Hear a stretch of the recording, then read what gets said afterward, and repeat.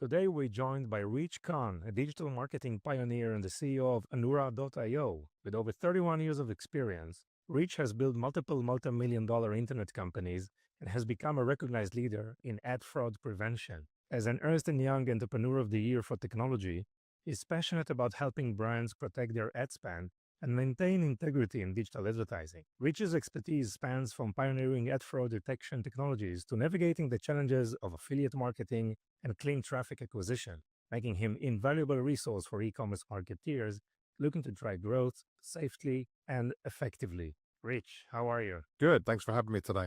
Really exciting topic today. I mean, the amount of budgets just pouring into Meta, TikTok, and all these advertising platform is huge. And I think this is a very, very important topic to discuss today. So really, thank you for your time. And before we get started, Rich, if you can choose like three words that are most important to you or better describe you in business or life, and also explain us why.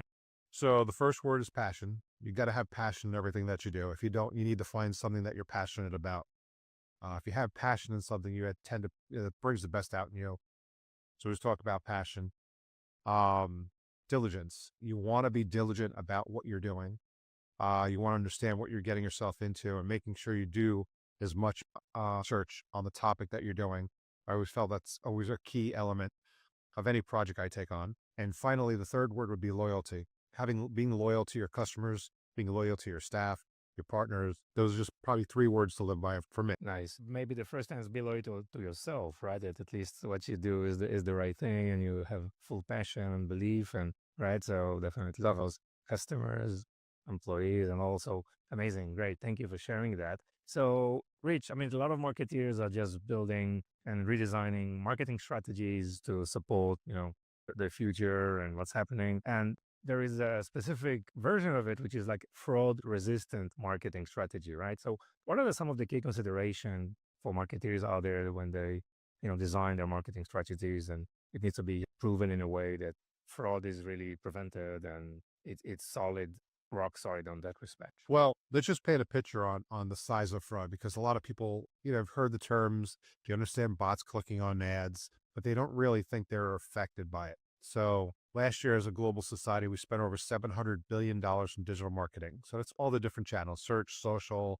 programmatic, TV, digital TV, connected TV. And based on our conservative estimates, 140 billion was stolen by fraudsters. That represents north of 20%. So it's not a question of if you have fraud, it's a question of how much fraud you're dealing with. And it depends. It depends on the channel that you're using. If you're using search and social, you'll be on the lower end, somewhere around 10% fraud. If you're doing affiliate marketing or programmatic, then you can be as high as 50% fraud. So it really depends on the channel that you're using and how you build out that channel and how you protect yourself. So my talks, I've been talking on the subject for years, for decades. And early on is like, there's some key metrics and things that you could do to try to prevent fraud. With AI, I see the stuff that's coming out that we're defending our clients against. I find it hard for somebody to be able to have the time to do it themselves. Mm. Usually you have a development team and everyone just goes to right to the CTO and says, hey, we got a problem. I want you to solve it. And it just lumps it onto their desk as another problem for them to solve. And you can't do that effectively with, one person part-time. It just, especially with, we're all familiar with ChatGPT, but how many of us know about Fraud GPT? It's an AI software that writes bots to go do if somebody wants to make money doing fraud. I read somewhere that the average fraudster makes $5 million a year. So I don't know if this is true or not. It's a statistic that I saw and I use from time to time in my talks. So again, what's happening now is when you have a piece of software that will write the bots for you, and then if you don't know how to, integrate it, you can just ask it, how do I run this software? It'll walk you step by step through doing it. So what happens is you end up getting more and more people that didn't have the technical skill to do it, to commit fraud, to now be able to commit fraud. So looking at some of the attacks that we've been defending against, it's hard pressed for me to understand if somebody's going to have the time and the diligence to be able to do it themselves. So you really need at this point to look at a solution Or if you're going to do it in-house, you really need to be serious about hiring a couple of people that are going to be dedicated to identifying fraud 100% of the time. You're going to need access to the technology that you're going to be able to need to look at this machine learning AI for yourself. You're going to have a data lake to store all the data that you're looking at to be able to, rummage through the data and have your AI or your machine learning run through it and figure out what's fraud, or help you identify what's fraud. And then you have to have the intelligence and the expertise to be able to write the system to identify the fraud. It's getting more and more difficult as time goes on. And a year from now, 5 years from now, 10 years from now, it's just something that you need to solve today. Otherwise, I always say it to a business, like every business survives on digital marketing, right? You have to market it doesn't matter what product you have, what service you offer. If you don't market, nothing happens, right? You need to be able to market. So what happened if 100% of all the advertising you did was fraudulent? Well, fraudulent traffic doesn't convert, right? It's not going to bring you new clients. And we all know, okay, yeah, if I had 100% fraud, then I'd be out of business. But let me rephrase that a different way. At what percentage of fraud in your marketing channel would put you out of business? Now, we know 100% is definitely there, and we know that the average, based on the numbers I just gave you, is 22%. But would 30% put you out of business? 40, 50? What number would it take for your marketing to be so ineffective you can't drive in new clients, you can't grow as a business, eventually you shut down? Yeah. Let's look at that at a macro level, right?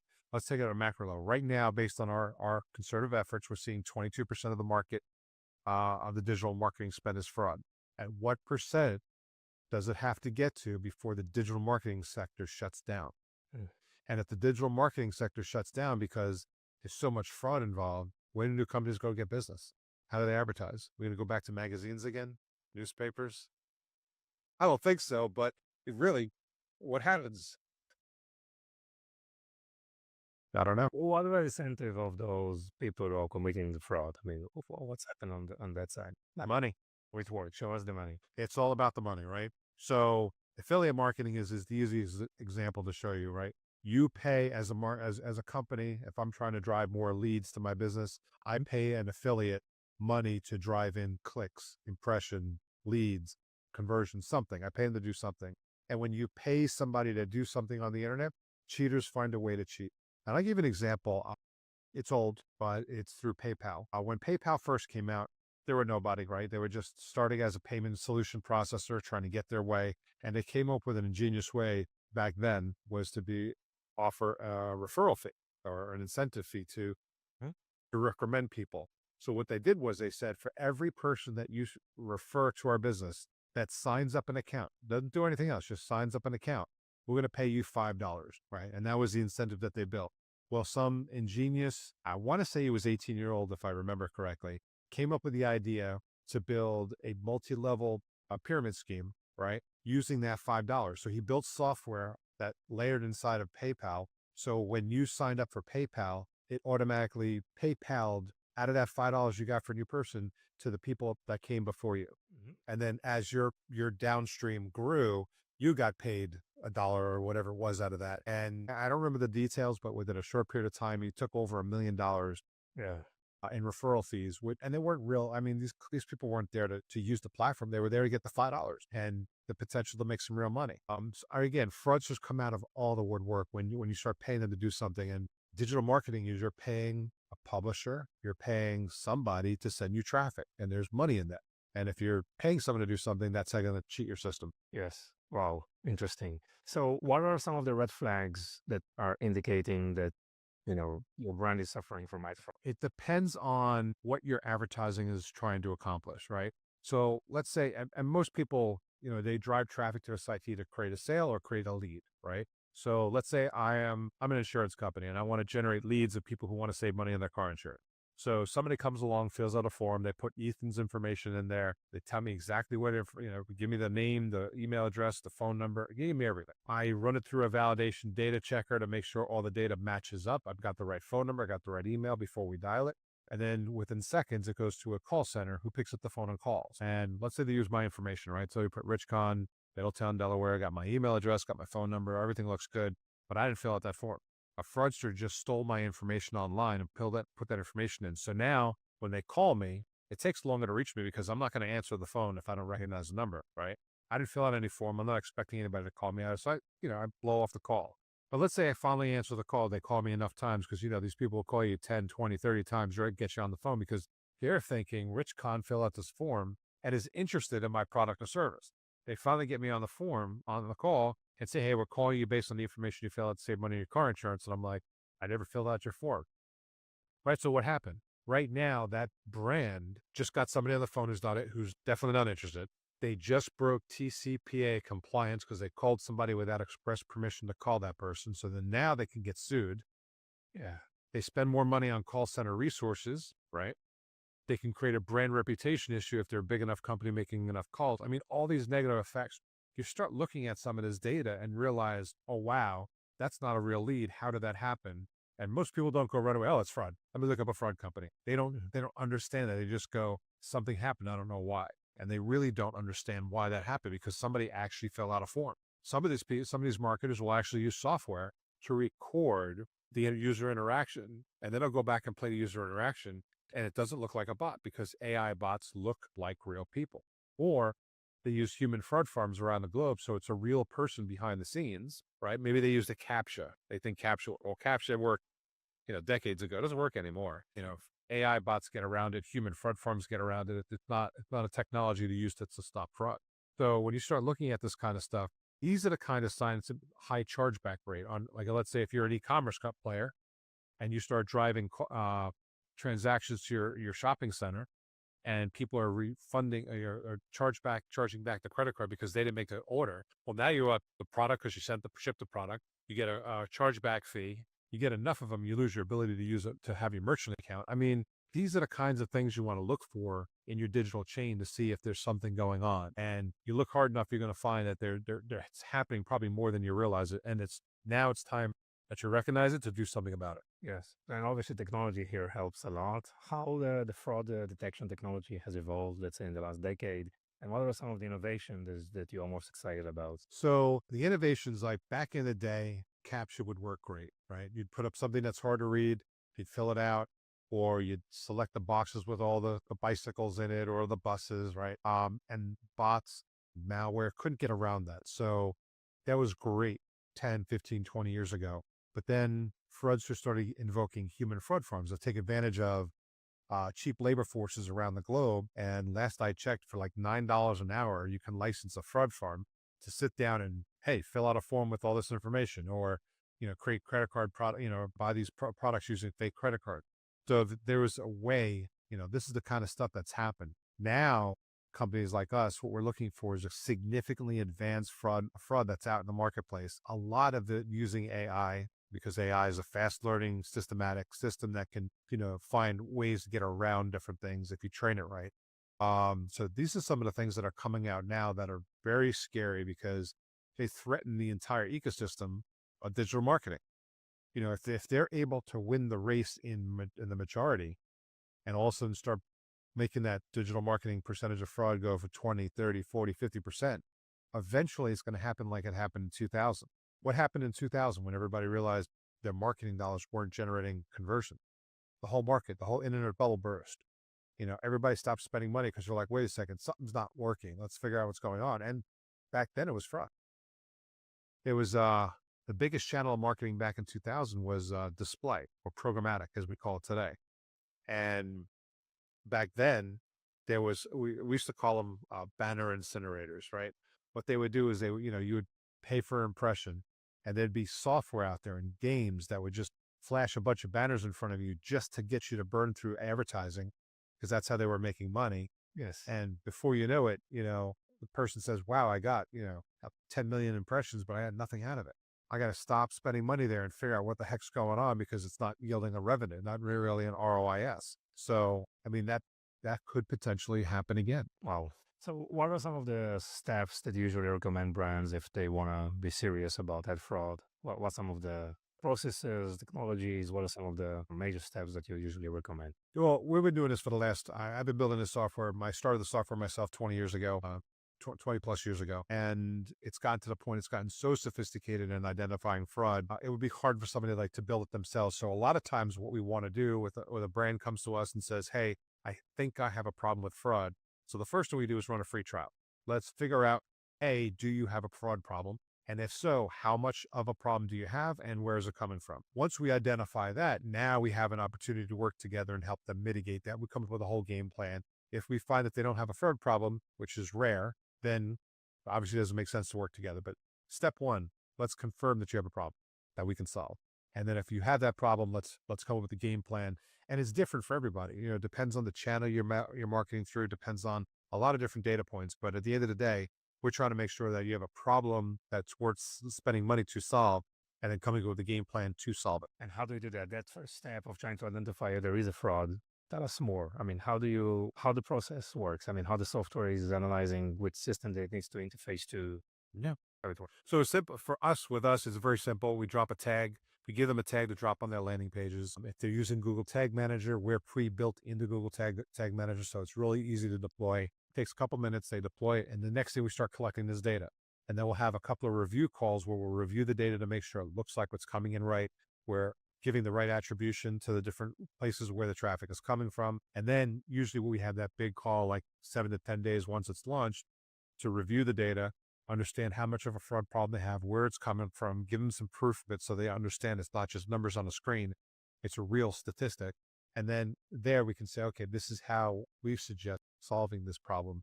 And then we'll go through the plan. Obviously, it includes using our software, but we'll come up with a game plan of how we're going to mitigate that and how they're going to have a significant ROI using our product to solve that problem. Yes. And through this process, you can identify all sources of traffic like paid media, organic, backlinks, I mean, all those affiliates. And Yep.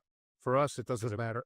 Yeah, for us, it doesn't matter the channel. Like it could be, like you said, it'd be email marketing, affiliate marketing, ping post, lead generation, TikTok, doesn't matter. Whatever channel they're buying traffic from, our system will work because it's looking at the visitor that's coming to their site. It doesn't care what the channel is that it came from. It just understands, is this visitor real or fake? And if they're fake, where did it come from? Oh, it came from TikTok, or it came from X, or it came from Facebook, or whatever. And then we can identify, wow, Facebook had 12% fraud, TikTok had 18%. And then we can come with a game plan to mitigate all that. Okay, so how the game plan works? Well, what are the steps that usually the brands needs to take? So and once we identify they have fraud, and then we'll sit down and come up with a game plan for each channel. A lot of companies that we come to will have multi-channel marketing. So each channel will be a different aspect. So if it's programmatic, we're going to collect a bunch of sites that are generating the majority of the fraud and have them blacklist that from their campaign. If it's Google search, so you got Google, Microsoft, Yahoo. So let's say they're buying traffic from those sources. We're going to come up with a game plan to give an audience to Google or Yahoo or Bing to say, I want to ignore this audience because this audience we know is generating fraudulent traffic, and they'll literally hide their ad from those so that it starts reducing the amount of fraud they're getting in. Social works very similar. You can build audiences and dictate which audiences to remove. If it's affiliate marketing, we'll actually put a game plan in place so they don't even pay the affiliate for that initial click or the impression that they generated, and do it in real time, because most of those systems we could talk to and do that stuff in real time. So like I said, each channel will be a little bit different game plan, but we'll come up with a game plan specific for that client. Yeah. So then you monitor, you have a list of probably blacklists, sources, and then you recommend this to social media, whatever, not to target those users again. Okay, so that's a very, now I think I understand the entire flow. And so there is a lot of technology involved, right? A lot of experience. As I said, you've been working like 1 or 2 decades on the tech, but it's not only the tech, it's also, the experience and the database that you've obviously been accumulated over the years. So anything else that companies needs to think of, right? When they are designing their campaigns and launching their affiliate marketing, all this. Just think every time that they launch a campaign without some type of protection, somebody's stealing money from them. Yeah. So, and that's the biggest thing we try to explain to people. And that's why we do the free trial. We want to show them, this is how much money you're losing. So like, let's just take a $100,000 a month, digital marketing budget. If I can identify the average is 25% fraud and they have the average of 25%, they're losing $25,000 a month to fraud. Or if I really stretch it, I'll tell people that, people want to know where's fraud coming from. The majority of fraud comes from organized crime. So if you really look at that, if you're spending $100,000 in marketing, you're actually funding organized crime with $25,000 a month. Now, it's a stretch, but I mean, you get the point. Yes. you're losing money and then you're supporting fraudulent activity in some fashion. So you want to put an end to that. So what's the expectation? I mean, assuming they are following your process, using the technology, or what is usually, they're aiming to expect in terms of this reducing this 25% reach? Yeah. So it all depends on the channel, right? It depends on where it's coming from. It depends on, but generally speaking, we look to cut their fraudulent activity in half in the first 90 days. And then the goal is let's do it again. Let's cut it in half again. Like our goal is to get them down and then get them protected. It's almost impossible to get down to 0% fraud, Hmm. unless you're 100% affiliate based marketing because we can block. We don't pay them out if they're fraudulent, right? The other channels, it takes building audiences, it takes building blacklists, it takes stuff, but you get them down to a percentage where it's a lot less than it was at the beginning. And then making sure we keep tabs on that because what happens is we've seen this happen. Like we'll have a customer down to like say 2-3% fraud. So, you know, compared to the way they were 25%, right? Really low. Everything's going great. They're like, okay, I don't need you anymore. They shut us off. And 3 months later, they call us back like the fraud's back. Well, of course, you let your guard down, they're going to come back. So it's something that once they start doing, they have to continuously do. A good example is ADT, I think, was famous for this. It was a commercial a while ago where you see somebody, a burglar coming up to a house and about to break into the house, but then they see, oh, protected by ADT. And they're like, oh, you know what? I'm not even going to bother because they make it too difficult. I'm just going to go next door. They don't have protection. I'm just going to go there. And that's kind of like with fraud detection. When they come to your website, they can see if you're running a fraud solution. If you're running a fraud solution and they can't get around it, they go somewhere else. How much, I mean, the percentage of overall businesses that are using fraud technologies from your experience? I wish I knew, but I did do, I found an interesting study I read last year that I think said the market cap for anti-fraud solutions like ours was coming up to $1 billion market cap. I'm sorry, $1 billion market cap. Uh, I think it was last year, and they're expecting by 2028 to be 9 billion. So the expecting of people onboarding this software again, if you're going to spend 9 billion to protect 140 billion, there's a big ROI there. Sure. So that's kind of what we're looking at. And you mentioned like 50% reduction in 90 days. Obviously, cost of your services and the platform obviously is much less. How do you price the platform? Pricing is based on the number of visitors that we scan each month, and it depends on how much we're scanning. But it gets real. I mean, at the end of the day, I would say, depending on how they're advertising and where they're advertising, just about every single time we've come up against somebody and we're pitching, there's an ROI, and there's a good ROI. So like, you'll spend a couple $1,000 and maybe you'll save 30, 40, 50,000.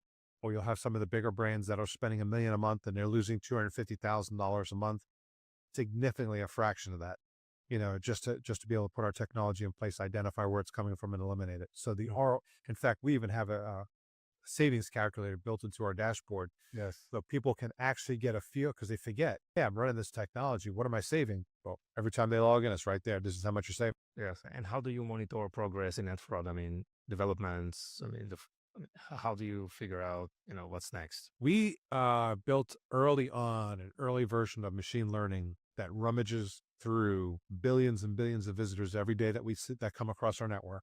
Look for anomalies, things that we don't know and it doesn't understand, and then it's a red flag to our engineering team. Our engineering team is then able to look at that and then either retrain the model or build out a new rule or heuristic to stop that new level of fraud. We usually roll out updates about once or twice a week because it's changing that fast. Sure. Yeah, definitely that's the right way to go, right? I mean, use machine learning AI just to monitor everything. Tell us more about Anura. Where are you these days? What type of customers, right, do you want to attract? Sure. We typically go after the brands, and I'll tell you why. The brands, when you ask them what's their tolerance for fraud, is always zero, right? Eh, They're paying for it. But if you go to an agency, we have some agencies that really care about it, and then some agencies that, hey, my client's not complaining. I'm not going to do anything about it because again, they're not the ones who are responsible. If the client's happy, they're fine.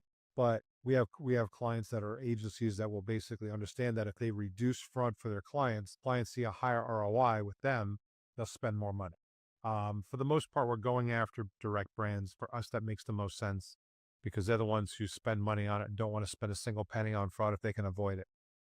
That's really what we're focusing on. Those are people that we focus on the most. But really anybody that cares about, the visitor fraudulent or not, it's something that we can help. Yes. Any minimum budget, like advertising budget or some size? So, yeah, because we do a lot of hand holding, we have a lot of expertise that will do monthly reviews with the clients, where our response time is less than 1 business hour if they have a support question. So to keep those resources, we have a minimum. Seems to be a good spot if they're spending or managing a minimum of $50,000 a month or more. The ROI with our product works out great. It ends up being a good.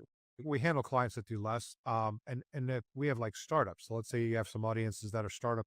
We have a relationship with one of our clients that will actually give them access to our for software without the support package Hmm.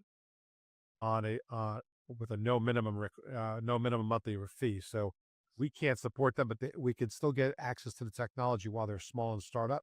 And then as they grow, then of course eventually they might get to a point where it makes sense to switch over to us direct. Makes sense. Makes sense. And so, what are some of the main objections that you usually hear from brands? It's not an important topic right now. We're not seeing issues right now. Um, 10% fraud is just part of the cost of doing business.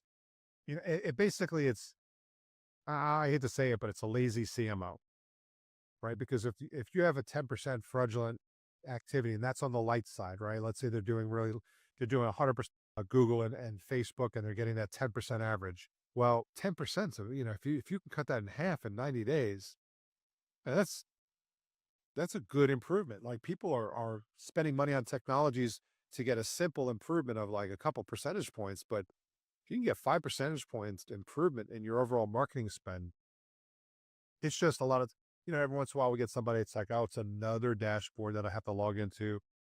Adds work to my, and again, a lot of our stuff is automated. So we don't really involve, once it's set up and built, there's really not a lot of time investment. In fact, we had one client told us we sold them 400 hours a quarter in human resource.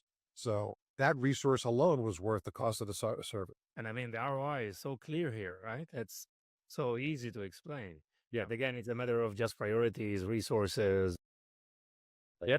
SaaS fatigue, right? I just all over. Yeah. Great, Rich. So, how about people can find you and Anura? I'm easy to find on LinkedIn, Rich Kahn. And you just type in Rich Kahn Anura, boom, I'm right there. I'm easy to find. But Anura is ANURA.io. We have a huge amount of resources online. So if you're just starting to learn about this industry and you want to learn more, we recently rolled out earlier this year uh, a huge the ultimate guide to ad fraud. It's about an 80-page ebook that you can download for free. It talks about all aspects, different areas, what to look for, some basic tactics you can do today to try to minimize or eliminate fraud if you're not ready to start working with a company like us. But we have probably a dozen or so ebooks on there from each marketing channel. We have some case studies, some white papers up there, and we do like 2-3 blogs a week talking about the subject, so you can learn more about it without having to talk to anybody right away. Great. And we'll put we'll add all those links into the show notes, of course. Rich, anything else you want to add? That's it for now. Like I said, it's if you're not familiar with the subject, get familiar with the subject because it's familiar with you. Yeah. Yeah, that's a great summary, Rich. Thank you so much.